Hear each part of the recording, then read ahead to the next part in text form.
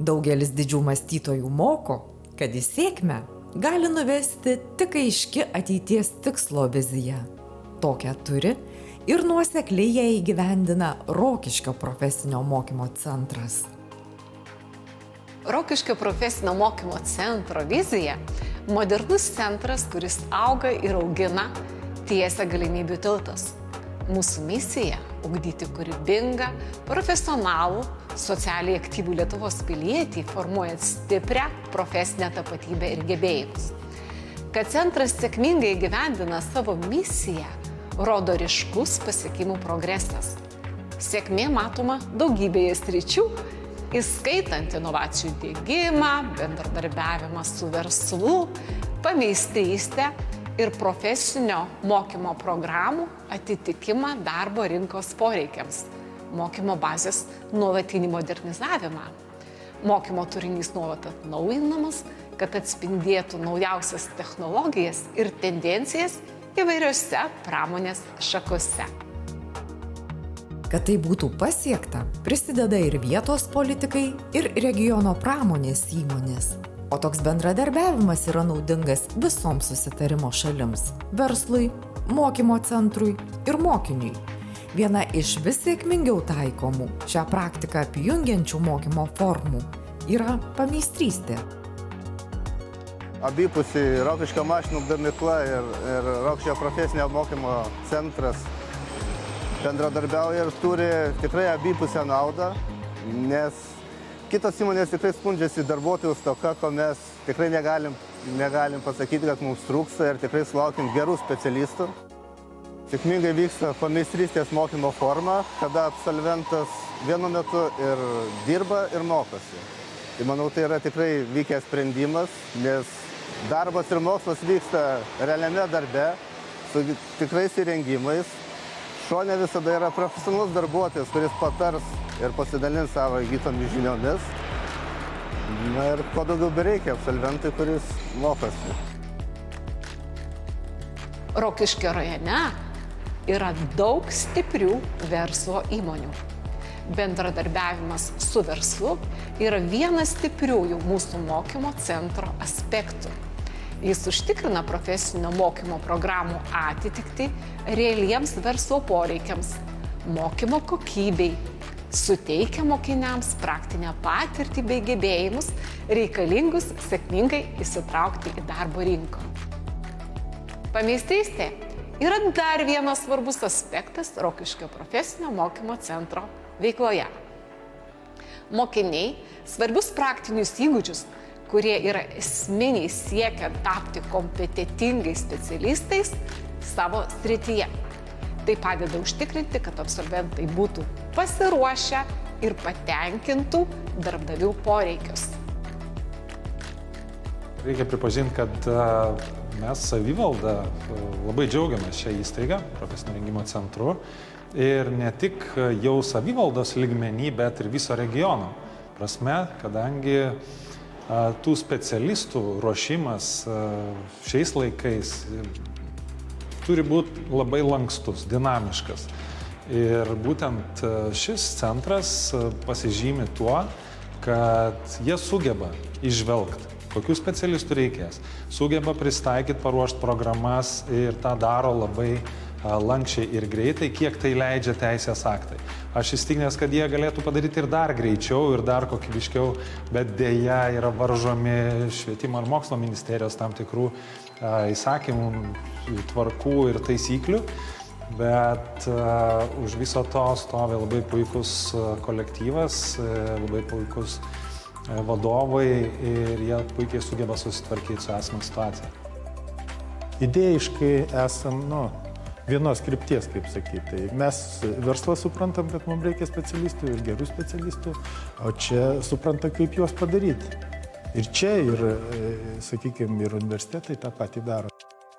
Lengvas toks bendradarbiavimas, ne per jėgą. Per jėgą mes nepriverstumėm, nei mūsų gal nieks nepriverstų, nei, sakykime, nei tos mokyklos ar kitos, bet reikia, kad tas būtų iš savęs viskas. Tai va čia tas gavosi procesas toks, kuris iš savęs jisai subrendęs. Rajono verslininkai dalyvauja diegiant naujas mokymo programas, tobulinant mokytojų kvalifikaciją, teikiant pasiūlymus dėl mūsų veiklos tobulinimo.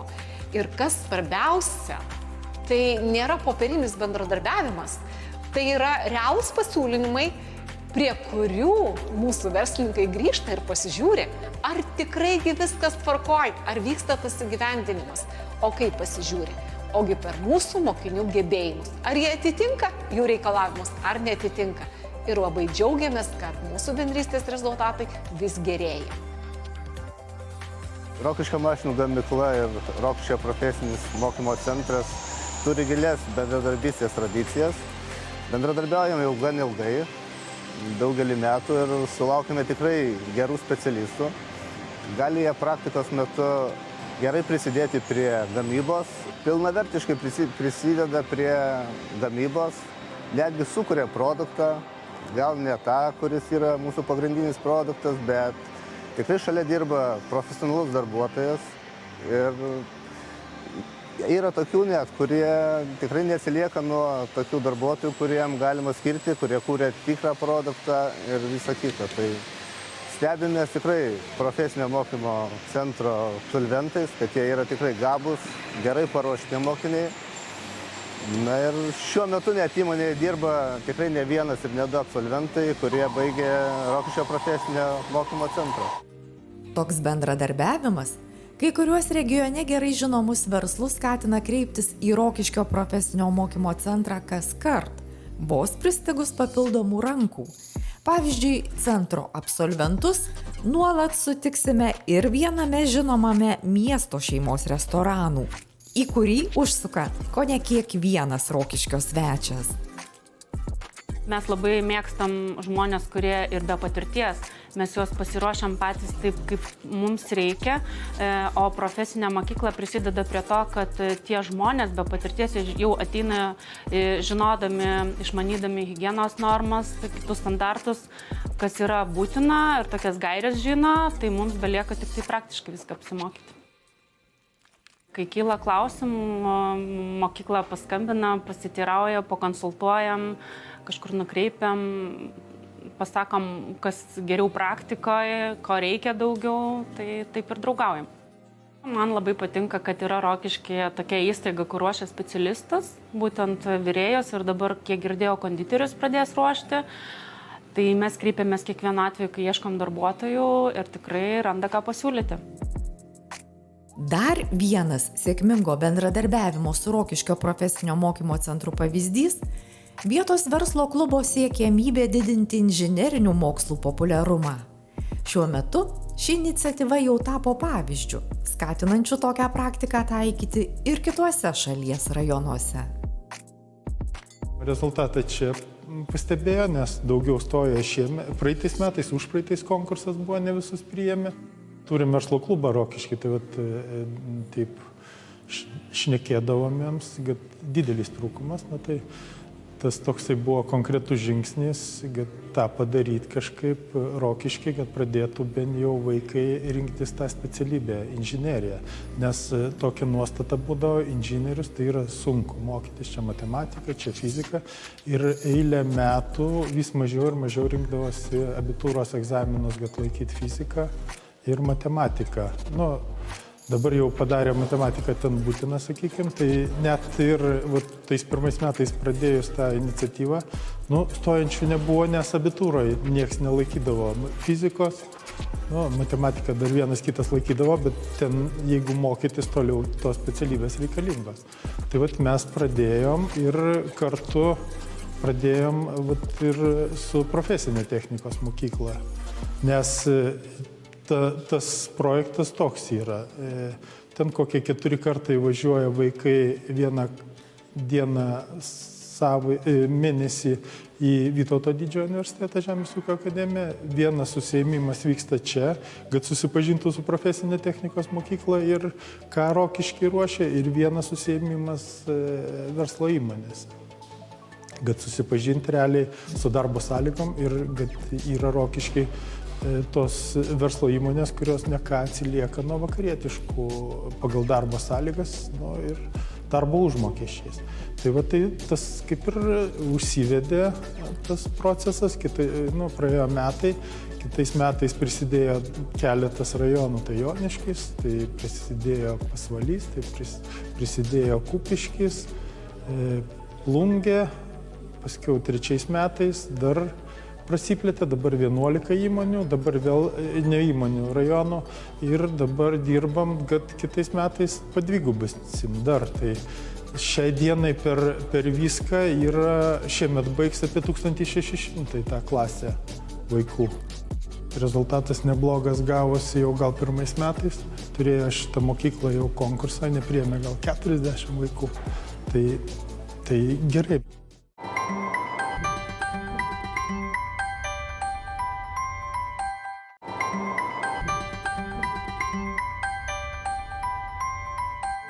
Su verslu turime Rokiškio inžinerinę klasę. Esame partneriai, labai džiaugiamės, kad Rokiškio rajono verslo klubas mus pasirinko partneriu kartu su Žemės ūkio akademija ir tapome pradininkais inžinerinių profesijų populiarinimo pradininkais Lietuvoje. Inžinerinių klasių judėjimas išplito po visą Lietuvą ir labai džiaugiamės, kad esame to epicentre. Ateinantį penktadienį mūsų mokyklos bendruomenė vyksta į Kauną, kur vyks Rokiškio inžinerinės klasės mokslo metų iškilmingas uždarimas. 1 metais mes surinkom 160 Rokiškio vaikų, kurie norėtų pasižiūrėti inžineriją, prisilies kažkiek. Mes ir kalbinom, kad mūsų nebuvo tikslas visus 160 padaryti inžinieriais. Kokių 10 tik tai procentų, kad pasirinktų.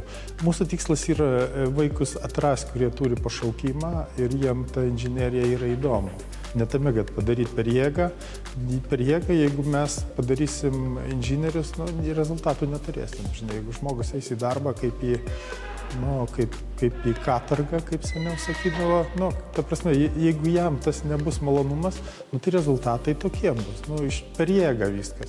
Tai mes norim surasti tuos vaikus, kurie turi pašaukimą ir jiem patinka ta specialybė. Tačiau Rokiškio profesinio mokymo centras bendradarbiauja ne tik su gamybos ir pramonės įmonėmis. Čia mokomi ir vis labiau kasdien reikalingi socialinės paslaugas teikiantys specialistai. Taip pat karjerą kartais būtent čia pradeda ir socialinių paslaugų gavėjai. Iš institucinės globos reikia papulti į aplinką, kur ateina vaikai iš šeimų, ateina iš ir vienokio ir kitokio profilio, jiem reikia įsilieti, suprasti tą bendravimą. Klasėje, tai mokyklos taryboje mūsų gyventoja Rasa vadovauja, kuri šiemet baigs virėjų padėjus. Taip pat klasės seniūnas yra Šarūnas, mūsų gyventojas iš grupinio gyvenimo namų. Taip, kad mes šiemet tikimės, kad vėl įstos į virėjų padėjęs apie 5 mūsų globos namų gyventojai. Taip, kad mes iš tikrųjų labai džiaugiamės ir smagu, kad yra galimybė, kur studijuoti, mokytis ir praleisti laiką turiningai. Ir tikimės, kad mokykla toliau su mumis bendradarbiaus ir mes su jais norim bendradarbiauti. Su mokykla mes iš tikrųjų bendradarbiavom daugiau kaip 5 metai. Tai pirma laida šiemet mūsų 5 specialaus ugdymo programos dalyviai šitos mokyklos baigia 5 gyventojai virėjų padėjėjų mokslus. Tai iš tikrųjų labai smagu, kad mokykla ne tik dirba su vaikais, kurie baigia vidurinę, bet ir tie žmonės, kuriem gyvenimas gal truputį ir kitaip susiklostė, papuolė į globos namus, bet jie vis tiek turi tam tikrus gebėjimus, tam tikrus supratimus. tai jie įgyja profesinius įgūdžius. Tikimės, kad dalis iš jų, iš tų 5, bent 2-3 galės įsilieti darbo rinką prie Rokiškį arba kitur, iš tikrųjų daug. O per šituos metus tai mūsų apie 14 žmonių, tai ne tik virėjų padėjėjai, bet ir tinkuotojų, dažytojų padėjėjų programa įvykdo, taip pat suvirintojai šaltkalviai mokosi, ką tik su vienu iš mokyklos rėmėjų apšnekėjom, kad ir praktiką pas juos atliksime, reiškia, į Vabaltėje. O taip, tai mūsų darbuotojai ne tik, kad mes bendradarbiaujam, dalyvauja ir mokykla mūsų šventėse, ir mes dalyvaujam mokyklos šventėse. Tai ne per seniausiai prieš gerą mėnesį naktinio tinklinio turnyrą kartu vykdėme su mūsų moksleiviais, kurie čia mokinasi, ir kitos įstaigos. Taip pat mokykla dalyvavo mūsų renginiuose 2000 žingsnelių tokiai programai, tvarkydami aplinką. Mes čia visoje Lietuvoje esame išplėtoję, ir dar mokykla mus kviečiasi į baigiamųjų darbų vertinimą. Tai mūsų 2-3 darbuotojai kiekvienais metais atvažiuoja į taip vadinamą egzaminą, nes tai yra individualios priežiūros darbuotojų programa, ką mes labai iš tikrųjų pasinaudojam mokyklos absolventais, kurie baigia šitos mokslus. Tai didžioji dauguma jie įsidarbina mūsų rajone, tai taip pat ir Skemų socialinės globos namuose, nes tai yra pas mus virš 160 tokio profilio darbuotojų. Tai mes iš tikrųjų džiaugiamės, ir kad šita mokykla gyvuotų. Daugelį aplinkybių diktuoja ir pats gyvenimas, pats gyvenimo tempas ir socialinė visa erdvė. Tai būna, kad pritrūksta ir socialinių darbuotojų, verslininkam kažkokių konkrečių darbuotojų ir specialistų. Tai tas dinamiškumas šio centro ir gelbsti daugelį atvejų, daugelį situacijų. Mes patys vis dažniau atsigręžiam į šį centrą su mintimis, galbūt jie mums padės išspręsti tam tikras problemas, ir mes kiekvieną kartą randam puikią bendrą kalbą, ir aš to labai džiaugiuosi. Tai vyksta jau regiono mastu. Šis centras puikiai bendrauja ir bendradarbiauja ir su prekybos ir amatų rūmais, ir su vietos verslininkais, ir ne tik verslais. Reikia kalbėti ir apie biudžetinės įstaigas, apie socialinės problemas, socialinių poreikių tenkinimą. Ir ši mokykla ir centras taip pat labai aktyviai įsipiešia į šią rinką ir bando mums padėti spręsti tas problemas. Mokykla mes bendradarbiaujam ir iš tikrųjų paruošia mūsų žmonės.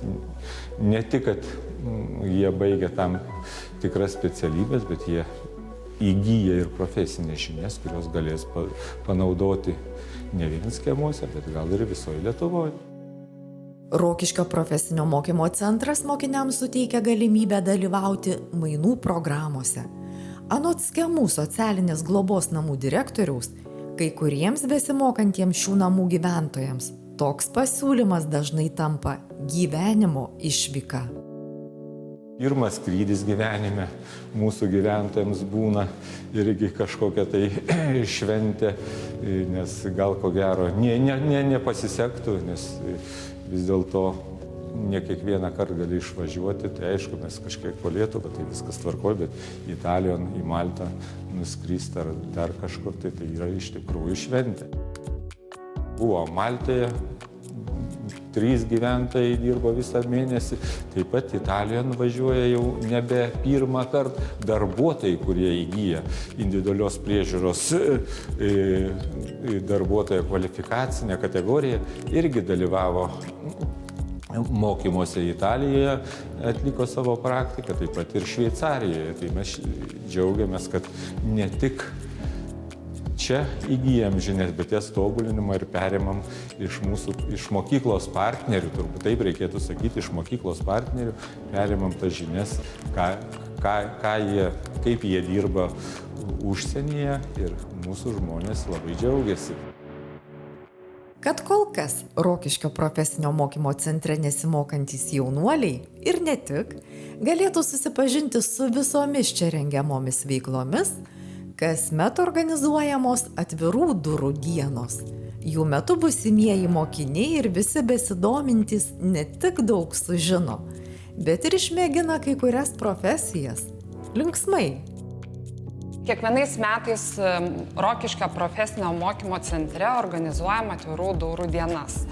Ir kviečiame mokinius, jų tėvelius, mokytojus, karjeros specialistus, užimtumo tarnyboje registruotus asmenis dalyvauti mūsų renginiuose. Ar visus kitus norinčius persikvalifikuoti. Renginio metu pristatome profesijas, ekskursija po mokymo bazes, vyksta konsultacijos, organizuojamos specialybių edukacijos, pristatoma Erasmus Plus programa. Sulaukiam lankytojų ne tik iš savo Rokiškio rajono, bet ir iš aplinkinių rajonų. Ir ne tik per šią savaitę. Atvirų durų dienos mūsų centre vyksta ištisus metus. Mokiniai atvyksta į technologijų pamokas, vyksta profesinio veiklinimo veiklos. Mūsų yra tikslas padėti jauniems žmonėms susipažinti su profesijomis ir apsispręsti dėl profesinio kelio. Savo karjerą pradėkite arba gilinkite ten, kur idėjos ir vertinamos, ir skatinamos, o per visą čia praleistą laiką išties pavyks tapti tikru profesionalu bei lyderiu. Bet tai tik dalis vertybių, kurios pirmyn veda Rokiškio profesinio mokymo centro bendruomenę. Netrukus papasakosime daugiau. Laukite tęsinio.